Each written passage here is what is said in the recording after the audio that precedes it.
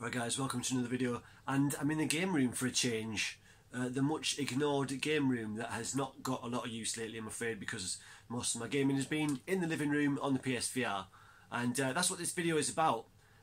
Various rambly kind of musings that I've been having about PSVR lately. You know, things that I kind of was frustrated by initially, but I've kind of come to frame it all in a certain way that kind of I'm not too worried. Basically, I'm having a great time with it. I'm being a bit cryptic at the minute. Basically, I think that when looking at the limitations that I'm about to speak about, it helps to kind of realise where we're at with VR. You know, in certain ways you can kind of compare it to the first wave of consoles. You know, it's day one really for home VR, and with that comes certain realities. You know, you're not going to get huge budgets spent on these games initially because, you know, the big studios aren't going to want to put a huge amount of money into games that can only potentially sell to a small number of people. You know, devs don't quite know exactly how to get the best out of VR to begin with. You know, it's still a learning process, how to actually make VR games and what works, what doesn't, you know, how to keep immersion, all the rest of it. Lots and lots of things to learn, basically. So there's a lot of parallels with, you know, just thinking of this as really the first wave of VR, and all of the kind of potential issues that might come with that. So one of the things that's been coming up quite a lot recently is that, you know, games are being released unfinished. Now, this is a general trend really in modern games as well, though we've seen this with AAA titles, of course, we've seen it with normal games, TV games. So it is a general trend, but in VR, there's certainly been quite a lot of examples of games coming out that just, with patches, were made completely different. And I do worry about this. You know, I worry about games getting released unfinished or with game-breaking bugs or with, you know, just really serious gameplay issues that need addressing. Because, you know, if games are released like that, then all the initial reviews are going to be mentioning these negative problems, these things that need patching. And so, you know, maybe those games do get improved down the line and they become much more playable and a lot of fun. But people aren't going to necessarily hear about that. You know, when people search for these games to see what the opinions are, they're going to find those initial reviews with those negative opinions in them and stuff like that. So I'm worried that these studios will lose momentum with their games that have a lot of potential but just were released too soon. There's been a few examples recently. So, well, this isn't a recent example, but an older one, Arizona Sunshine. When it was first released on PSVR, ported from the PC, there was major issues with it. Now, they had to scale it back because there wasn't the room scale tracking that you have on PC and stuff. So there was issues with it, and some of the reviews came out were, you know, not brilliant. It got significant patches later on. It even got aim support added. It had the problems, the major problems it had were taken and dealt with. So that game is entirely different. If you go now and search for Arizona Sunshine reviews, you'll probably find the early ones that mention these game, not breaking, but game affecting issues. So there's that. There's been some more recently. But also, it seems to be almost be like a business model, that especially for the smaller studios, is they're putting out these games and then just adding patches to them and improvements and extra content as they go along. Now this, it might be necessary for them. This is where my ignorance might come in, of course. It might be economically, you know, from a business standpoint, it might be necessary for them to put those games out at a certain time and then just keep adding to them. But I just worry again that these, especially these small studios, that you know, a failed game could potentially be very disastrous for them. You know, I worry that they will be affected by early, you know, opinions not being as good as they could have been. Yeah, there's been some really cool games that are coming out, and they again, yeah, just certainly a lot of content, a lot of extra quality, and important updates have been done to these games. You know, in the weeks and months following their release. VRFC, for example, has a lot of potential, really difficult controls to get to grips with, although they've added some more options and made it easier to control in the weeks after its release. So that game, again, is a much different prospect to when it first came out. So again, you're potentially going to look up reviews for that game, and they're not going to reflect the current build of it. Stuff like that. What else was there? Code 51. Now this is a really impressive looking mech multiplayer battle royale kind of game, and it had two really significant issues with it at launch. One was a control issue that just made it awkward, and one was to do with the field of view. It automatically put these huge blinders on that kind of spoilt the immersion. This is maybe a hangover from devs quite often erring on the side of caution, not wanting to make people motion sick. But I think they underestimate the majority of people who've got PSVR now do have their VR legs. It's a process you go through. You're going to get them. Most people are going to get them eventually. So you don't really need to have these comfort options forced upon you. You need to have them optional. But that game came out with these forced blinders, so it spoilt the immersion a bit. You couldn't see as much of the world as you should have been able to. Anyway, those two issues were patched really quite quickly after launch. So that's one instance where the patches came really quickly, so it shouldn't affect too much the reviews and stuff. But there certainly were some reviews that came out on day one that didn't have the benefit of those improvements when they were reviewing them. So yeah, even a game that's got patched really quickly is still going to potentially fall prey to not as good opinions being out there, So yeah, I just worry that these small studios that deserve people to check out their games are just putting them out a bit too soon. Again, it might be an economical necessity, I don't know, but I just worry about that trend.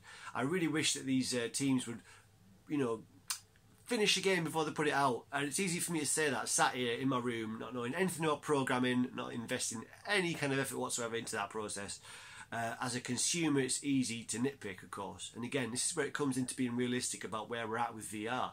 So it is the first wave. It is primarily being led by small teams making low-budget games. And again, it's because, the big studios can't afford to spend 10, 20 million, I don't know what the budget of a AAA title is these days.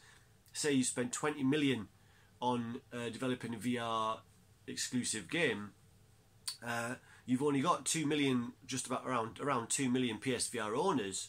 So, I don't know, you do the math, because I haven't, and I'm not going to right now. You're going to need to sell to quite a high percentage of PSVR owners just to make your money back on a AAA title, is the point.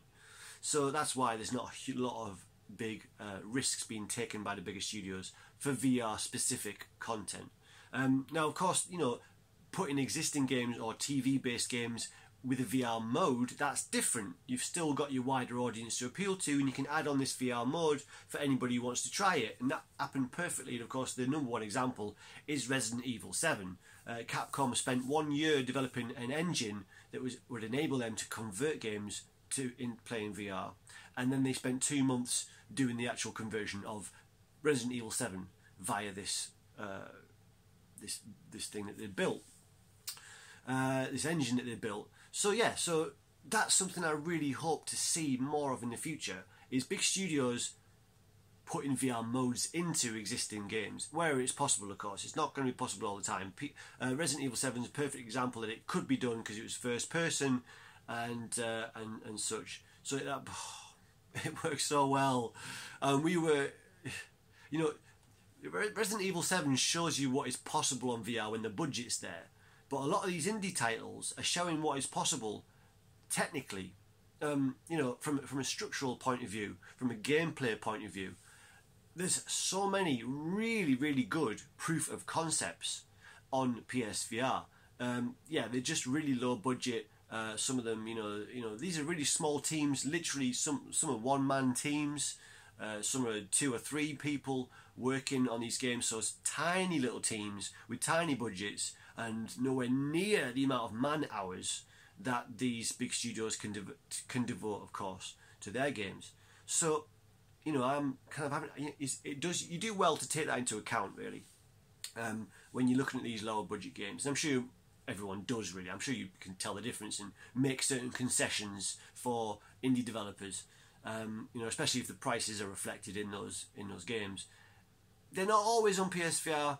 but there's frequent sales, so again these games can be picked up pretty cheap. But to give an example of these indie games, amazing proof of concepts, there's one of the most recent ones that I've got is Honour and Duty. Now this has, I don't know if it came out with aim support, but it now has aim support, and of course that's the kind of assault rifle shaped peripheral for PSVR, and it works so well with Farpoint, and we're always eager for more games to use that controller because it's so fun to use. So Honour and Duty uses it, but it's basically a first-person shooter. So yeah, it's super simplistic graphics. I mean, we're talking PlayStation 1 era graphics, really simplistic graphics. But when you're in VR, of course, the sense of presence, the sense of being in a game world, and the 3D element to it, and all the rest of it, and the analog and kind of one-to-one control that you've got, the one-to-one representation of your gun in the game, those things make up for graphical shortcomings. But again, yeah, I mean, Honour and Duty is made by a tiny team. I don't know how many exactly, but a very small team, a small budget. But it shows what can be done. So this is why I'm heartened by the potential for VR, by seeing what can be done. And, you can just place yourself. I mean, when you play Honour and Duty, even though it's got these PlayStation 1 era graphics and there's various little bugs and issues here and there, you get the sense that this proves that something ridiculous can be done in VR. I mean, you just obviously make the leap to imagine a Call of Duty or a Halo in VR, and it is entirely possible. Now, with the kind of graphical fidelity you'd want, is it possible now? I don't see any reason why not. Again, Resident Evil 7 has shown that you can bring that graphical fidelity into VR. So maybe it'd be possible now, certainly in the future on PlayStation 5, with hopefully PSVR 2. So certainly with more power, you're going to see that grow and grow. But right now, we are seeing a lot of proofs of concepts. Right now, we're seeing a lot of small studios taking risks, making labours of love. They love this technology and they're trying to do something fun with it, and they have, and they've really done some fantastic things.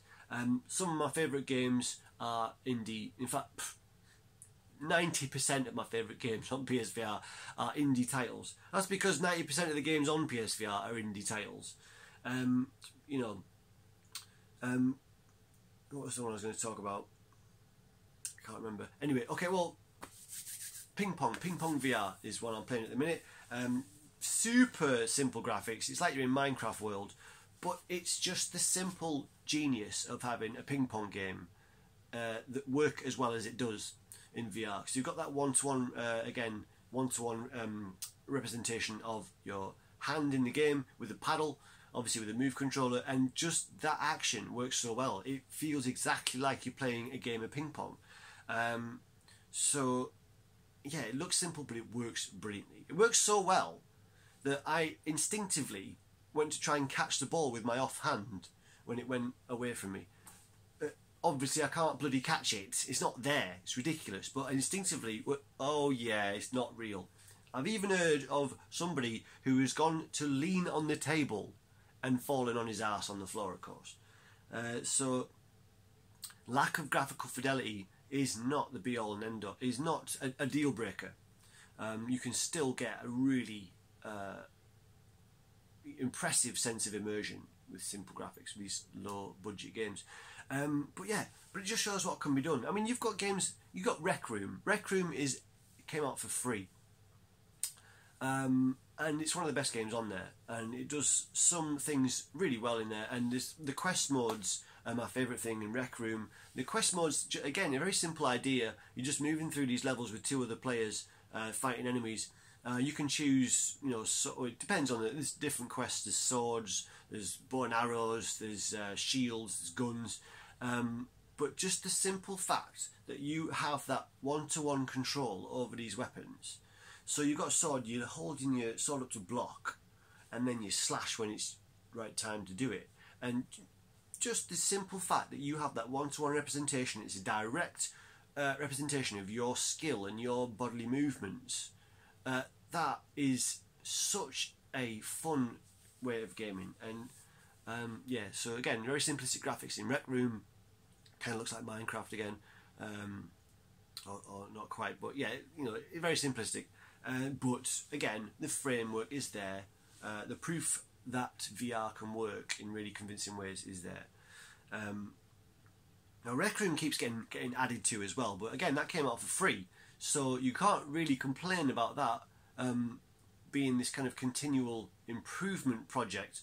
Whereas a lot of the other games that have come out again with significant patches after launch, yeah, again, I just worry that their sales will be hurt by people searching out the reviews and finding the early ones before these improvements were added. So it's a worrying trend, but it's inevitable, I guess. Again, because of it being the first wave of VR and because of it being populated, the vast majority of these games are by indie devs. It's just how it's going to be, I guess, you know. But the other side of that coin is they are doing those improvements, they are doing those patches. So yeah, they're putting out games that are kind of basically unfinished, or you know, games that have less content than you'd like, or whatever else they shoot. But they are working on them, and these devs have been quite close with the community as well, interacting as well. So you know, and that's good to see. Yeah, so it's good. Overall, it's really good. I hope it does well enough to see this stuff continue. Is what is really the be all and end all of it. Is that you know, I don't want VR to be a flash in the pan. I want it to continue as the technology gets better and the potential for the fidelity of these VR games improves. It would be a shame for it not to carry on. I don't see how it can't. I really don't see how it can't carry on, given the fact that the tech will get better and cheaper, and there's already a library of games there that no doubt we'll see HD remasters of or whatever. You know, they can be re-released in some format or whatever. Hopefully PSVR 2 will be backwards compatible, but don't know how that will work. But yeah, it's got to continue because it's already so good. To see it get better is something I really hope happens. What was the other thing I was going to mention? So, another issue that's been so frustrating. But again, I can't be mad about it really, because being realistic about the situation, it's inevitable. Again, I can't be mad about this, but it's so frustrating that, okay, games are coming out digitally for the most part on PSVR, but increasingly more of them are getting physical releases months after their digital initial release. And that's hurt so much for a collector. For anyone who really just wants to own their games, you don't own your games if it's digital. You don't. If you can't sell it on after you've finished with it, or you're bored of it, or you've changed your mind, or you've just whatever it is, if you can't then sell it on, you never owned it in the first place. You were renting it. It wasn't yours. It wasn't yours. If I can't sell it on, it's not mine. Yeah, so that's frustrating.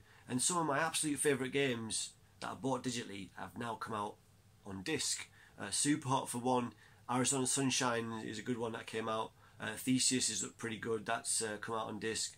And so now it's led to a situation where I'm really hesitant to buy any new PSVR games. There's a good at least a dozen VR games that have come out within the last few months that I've held off from getting because I just have this feeling that they're gonna get retail releases somewhere down the line, and I would just absolutely kick myself if we ended up doing that over and over and over again.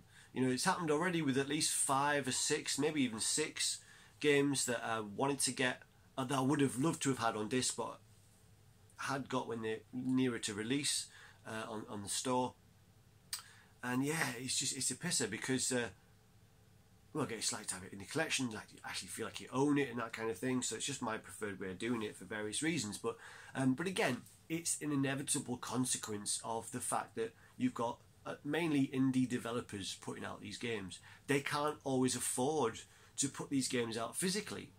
You know, it's more of a risk for them before they know that their game's going to sell well. What usually happens is these games, when they do well on the store, they will then get a physical release after that, which it's kind of weird to me. I obviously don't understand all the ins and outs of it, because to me, if a game does well on the store, that means surely a big percentage of the people that would ever get it have got it.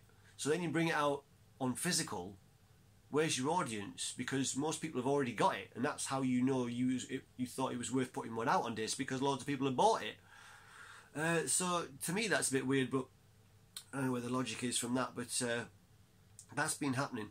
But something else that's been happening is there's been a company, Perp, P-E-R-P, Perp something or other, has been putting out games that are popular. Now this is a kind of third-party company that, in the same way that has been done on other consoles, we've seen games being given a physical release via this other publishing company. So that's been happening. So there's various kind of factors there, but yeah, it's made me hold off from buying a lot of games that look really interesting, because I don't want that to keep happening over and over. So yeah, I'm several months behind in PSVR releases, which is fine. I was never someone who really bought games on release until PSVR. Yeah, I spoke about this before, but I kind of had this plan previously to kind of work my way through my backlog of games that are built up on other consoles, because I didn't really have major interest in getting a PS4 or a new current gen console until I went round a friend's house, Dave, and played PSVR, and I was absolutely seduced by it, and went out and bought a PS4 Pro and a PSVR within a week or two after that. So yeah, since then I've been really just, smitten with it. And I bought quite a lot of games at or very near launch. Quite often these games are getting kind of launch discounts as well, for the first week or first few days or whatever, and then they go up by a little bit.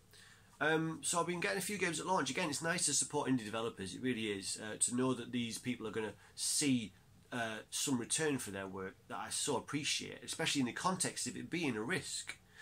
So I like to support these devs, to support this new tech that I'm so impressed by. Yeah, so again, that's, yeah, to be able to support these small studios in taking that risk and in coming up with these ideas. And it's like the Wild West. It is the new Wild West of gaming, because yeah, you've got this whole new set of control methods, this whole new set of technology, this whole new set of possibilities. It's the Wild West of gaming. So you've seen a lot of innovation, you've seen a lot of really unique, interesting games. Superhot, for example. I mean, ironically, there is a TV version of Superhot, and I've heard it's really fun, and I haven't got it yet. But the VR version of Superhot, the way it's played, can only be played like that in VR. It's an entirely different prospect to the TV version, of course. Yeah, but yeah, there's lots of different games that, the way it's played in VR, it can only be played like that, and the experience is so different to playing on a TV. I mean, Resident Evil 7 again, so scary I couldn't play it whilst in the house by myself. There's no way that would have been a problem had I played it on the TV. There's no game or movie in existence that would be too scary for me to watch on my own in the house. I mean, I'm a grown adult. Apparently not. Resident Evil 7 in VR, too scary to play on my own in the house. Well, it wasn't until I got used to it after a few weeks.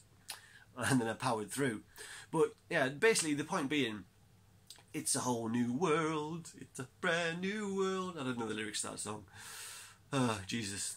Yeah, and with that though, with the fact that it's this whole new kind of way of gaming, it's got those inevitable restrictions of big studios not wanting to spend AAA titles on VR dedicated games. Of course, doing those conversions like Resident Evil 7, so you've got a TV version of it and a VR version. That's a different prospect. It's not such a big risk to do that. I fucking hope I see that happen more often. There's no reason why it can't have been done more often. I don't know. Yeah. So, where was I going with all this? I don't know. Yeah. Well, just a few of the kind of issues, for want of a better word, around PSVR at the minute. It's just being realistic about what it is that you kind of involved with here. Again, it is a risk. It is a whole new way of gaming, a whole new different set of programming issues need to be taken into account. So yeah, so you're seeing a lot of invention from smaller teams, and they can't always afford really to put out these physical copies. So yeah, it's inevitable that, you know, a lot of them aren't getting disc releases until later down the line when they've sold enough to think, this might actually do well, so we'll put it out on disc. So yeah, again, oh man, there's quite a lot of games now that I'm looking forward to playing on the off chance that they might get a disc release, because you're not getting told about this. This isn't something that's planned, of course, at launch a lot of the time, especially when you have a third-party company like Perp coming in to help put these games out on disc. So you're not getting any forewarning about whether they will get a disc release. Sometimes there's kind of cryptic clues. One of the best games that's come out recently is Moss. Now, Moss is a kind of puzzle platformer game that everyone who's played it is raving about. And I played the demo. It came out on the demo disc too, and I really enjoyed what I played of it. But I'm not buying it because I'm quite certain that game's going to get a physical release at some point in the future. This is based on something one of the developers said. They said, when asked about this, I think it was on Reddit or somewhere, they said, not at this time. Someone asked, is it going to be a physical release? Not at this time. So obviously they're planning on potentially bringing out a physical release. Now this might be tied to the fact that there is a kind of chapter 2 coming out of Moss. It wasn't a very long game. I think people said it's about 2-3 hours long. But there is a kind of chapter 2 sort of sequel slash second part of Moss coming out, and maybe then we'll see a physical release when, you know, put both those together. Something like that's going to happen, innit? So again, I'm waiting on that, and it might be months. And I mean, this unusually alien kind of feeling for me of having anticipation for games that haven't come out yet. You know, this didn't happen to me for years. Again, because I was operating a few years behind the curve, really. You know, that's, you know, so yeah, I was never really someone who was buying games on release or looking forward to things. You know, I stopped buying magazines years ago. You know, I wasn't really looking at previews. I wasn't really bothered about anything that's coming up because it wasn't in my radar. I wasn't spending money on new games, so it just wasn't something I was thinking about. I was just looking for the older stuff, you know, going through the original Xbox, the Mega Drive, whatever, and earlier second-hand releases for the 360, that kind of thing. So yeah, this anticipation of new stuff and being impatient about games wasn't something that I've experienced for a long time, but now it's happening frequently on PSVR because I'm, you know, I'm watching the channels that talk about it on YouTube, and I'm looking at what's coming up, and I see these games coming out in the store, and I'm like, oh, I can click on them, but first of all, I know they're not finished yet. They're going to have some. It's going to be a couple of months before these games are patched to be the best versions of themselves, and they're probably going to get a physical release in about a few months anyway, so I might as well just fucking wait. So, yeah. But it's fine. I've got loads of games to be getting on with. I mean, it's not a problem. I mean, this is yeah, first world problems, like legit. But I've already got a backlog of games on PSVR that I do own already, that I haven't completed, or I haven't played fully, or I haven't even tried at all yet. So there's plenty to be getting on with. So it's a ridiculous thing to get caught up in anticipation for stuff that isn't yet here, or that you can't really yet get, when you've already got a bunch of stuff you're fucking ignoring as it is. So yeah, but it's all exciting. I mean, that just shows kind of how into it I am, you know, how impressed I am by each new VR game that I play. Because yeah, even the kind of not great ones are fun, because being in VR makes everything better. To steal a phrase from Without Parole Gaming. But yeah, so that's just a couple of little rambly kind of things that have been on my mind lately about VR. Absolutely loving it. Oh God, yeah. There it is. I don't know what else to say. That's it. So I'll see you guys in the next video. Alright, bye bye.